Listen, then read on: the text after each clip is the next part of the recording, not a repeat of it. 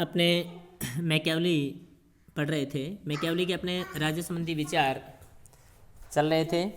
अभी अपने उसकी बात करें तो मैकियावली के जो राज्य संबंधी विचार हैं उनमें मौलिकता कम है, लेकिन फिर भी वो आधुनिक राजनीति की दृष्टि से बहुत महत्वपूर्ण हैं। इनके जो अधिकांश राज्य संबंधी विचार हैं वो यूनानी दार्शनिक अरस्तु से मिलते जुलते हैं। केवल एक ही बात में इनमें अंतर है, जहाँ अरस्तु है वो राज्य को एक स्वाभाविक संस्था मानते हैं, जबकि ये राज्य को एक कृत्रिम संस्था मानते हैं, मानव निर्मित संस्था मानते हैं। और इनके विचार हैं वो कहीं ना कहीं हॉब्स की भांति हैं और कहीं ना कहीं इसके राज्य की उत्पत्ति में संविदा सिद्धांत की झलक हमें दिखाई देती है। फिर भी ये यूनानी दार्शनिकों के समान राज्य को बहुत महत्वपूर्ण स्थान देते हैं। राज्य को अपना आदर्श नेशन स्टेट, जो आधुनिक राजनीति की अवधारणा है, आधुनिक राज्य की अवधारणा है नेशन स्टेट, उसके रूप में आदर्श राज्य के रूप में वर्णित करते हैं। और वो अरस्तु का पूर्णतः अनुसरण करते हुए राज्यों के अंदर जो राज्यों का वर्गीकरण है या उनकी शासन प्रणालियों का जो वर्गीकरण है वो करते हैं। और उसके अरस्तु की भांति दो रूप बताते हैं, शुद्ध प्योर और प्रिवेटेड विकृत रूप। शुद्ध रूप में ये मोनार्ची, एरिस्टोक्रेसी, संख्या के आधार पर ही, अगर एक ही व्यक्ति में शासन है, शासन सत्ता निहित है तो मोनार्ची है, कुछ व्यक्तियों में है तो एरिस्टोक्रेसी है, और मोर देन वन है तो वो कॉन्स्टिट्यूशनल है। इसे पॉलिटी या कॉन्स्टिट्यूशनल डेमोक्रेसी भी कहते हैं। अगर यही चीज़ स्वहित के लिए, स्वार्थ के लिए या निजी हितों के लिए होती है तो इसे एक ही व्यक्ति अगर इनका उपयोग करता है तो टिरेनी, कुछ व्यक्ति मिलकर के अपने हितों के लिए इसकी निर्माण करते हैं तो ओलिगार्ची, और बहुत सारी भीड़ मिलकर के अगर निजी स्वार्थ के लिए शासन चलाती है तो उनको वो डेमोक्रेसी कहते हैं। और डेमोक्रेसी को भी ये जो विकृत रूप है उनकी चर्चा ही नहीं करता। ये केवल और केवल अपनी दो बुक हैं। आदर्श राज शासन व्यवस्था ये गणतंत्र को कहता है, रिपब्लिक को कहता है। गणतंत्र डिस्कोर्सेज, यानी अपनी जो बुक है discourse on the Levi of 10 books, जो इनकी थी फर्स्ट 10 बुक्स पे लिखी थी इन्होंने, उसमें ये गणतंत्र को सबसे आदर्श शासन व्यवस्था मानता है। यहाँ से बहुत बार प्रश्न पूछते हैं और हम गलत भी करके आते हैं। देखो यहाँ आपको समझना है कि इनकी जो प्रिंस बुक है उसमें इसने राजतंत्र को श्रेष्ठ बताया है। जो डिस्कोर्स है वो उसमें इसको गणतंत्र को श्रेष्ठ बताया है, और उनकी आदर्श शासन व्यवस्था है वो गणतंत्र ही है। ये एथेंस की बहुत प्रशंसा करते हैं। वो कहते हैं एथेंस बहुत, यानी सर्वश्रेष्ठ गणराज्य रहा है, हजारों सैकड़ों वर्ष तक इसकी उन्नति चरम शिखर पे रही है। जबकि ये कहता है कि गणतंत्र केवल उन्हीं राज्यों में सफल हो सकता है जहां के लोग, जहां की जनता बहुत समझदार हो, नैतिक रूप से चरित्रवान हो, और जहां की जनता बिल्कुल भ्रष्ट हो, जहां के लोग बहुत गिरे हुए हों, निजी स्वार्थों में लिप्त हों, वहाँ केवल और केवल राजतंत्र ही हो सकता है, राजतंत्र ही सर्वश्रेष्ठ शासन हो सकता है। तो जो प्रिंस है अपनी बुक, जो सीजर बोर्जिया को नायक बना करके लिखी गई, और सीजर बोर्जिया आपको पता है कि निरंकुश राजतंत्र के समर्थक थे और खुद राजतंत्र में राजा भी रहे निरंकुश। तो प्रिंस में वो राजतंत्र को ही सर्वश्रेष्ठ मानता है। तो यहाँ आपको क्लियर होना चाहिए कि उसकी आदर्श शासन व्यवस्था गणतंत्र है, और इसका वर्णन वो डिस्कोर्स में करता है। गणतंत्र और राजतंत्र की तुलना भी करता है। गणतंत्र को कुछ गुणों के आधार पर सर्वश्रेष्ठ बताता है, क्योंकि उसमें सामान्य जनता में, यानी एक व्यक्ति एक तो शासन लेगा और निर्णय लेगा, वो कभी भी निरंकुश हो सकता है, लेकिन सामान्य जनता अगर सर्वहित के लिए निर्णय लेगी तो वो कभी गलत नहीं हो सकती। जैसे हम एक तो 2 आंखों से देखें, एक अपने 100 आंखों से देखें तो हमारी दृष्टि व्यापक हो जाती है। तो इस दृष्टि से वो गणतंत्र को श्रेष्ठ मानता है, लेकिन ये कहता है कि जो जहाँ जनता भ्रष्ट हो, लोग भ्रष्ट हो, नैतिक चरित्र गिरे हुए हों, संपत्ति की असमानता हो, तो संकट काल के लिए अपने जो शासन है वो राजतंत्र ही श्रेष्ठ है। और कुलीन तंत्र की जब वो बहुत आलोचना करता है, इसे सामंतवाद का ही रूप मानता है, और कहते हैं जो कुलीन तंत्र के लोग हैं वो दूसरों की मेहनत पे ही जीवित रहते हैं। वो यानी कहीं ना कहीं उनमें साम्यवाद के यहाँ लक्षण दिखाई देते हैं। और इटली के लिए वो राजतंत्र को श्रेष्ठ मानता है, क्योंकि इटली की जो तत्कालीन परिस्थितियाँ थी, जहाँ वहाँ लोग पतित, बहुत नैतिक रूप से पतित हो चुके थे, तो वहाँ राजतंत्र को ही उन्होंने श्रेष्ठ माना।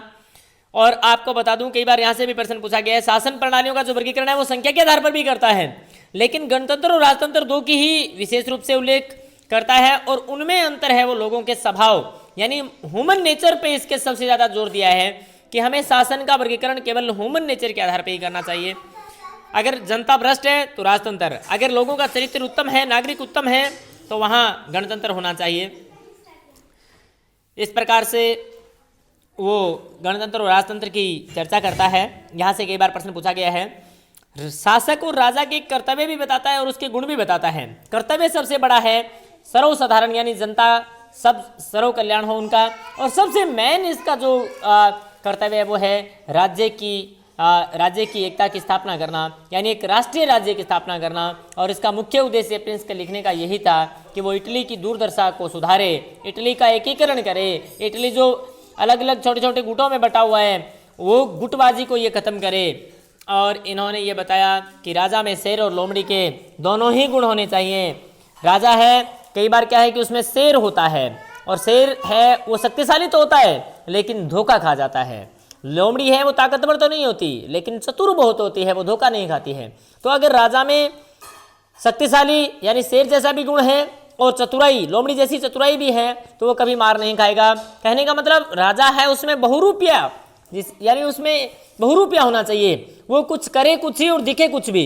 इसके लिए वो कहता भी है कि राजा है उसको अगर प्रजा में पुरस्कार वितरण करने हैं तो राजा को स्वयं करने चाहिए, और दंड अगर किसी को देना है तो खुद को नहीं देना चाहिए, वो दूसरे से दिलवाना चाहिए, ताकि लोगों के दिमाग में इमेज जाए कि राजा बहुत अच्छा है।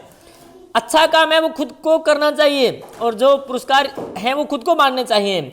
योग्यता के आधार पर या किसी के आधार पर लोगों के अंदर जो कल्याण के काम हैं वो खुद को करने चाहिए, जबकि राज्य के अंदर जो दंड व्यवस्था है उसका निर्णय तो खुद को करना चाहिए, लेकिन लोगों को ऐसा लगे कि राजा ने नहीं दिया है दंड दूसरे व्यक्ति ने दिया है, तो राजा के प्रति लोगों का स्नेह रहेगा और जो दंड दे दिया है उसके प्रति घृणा रहेगी।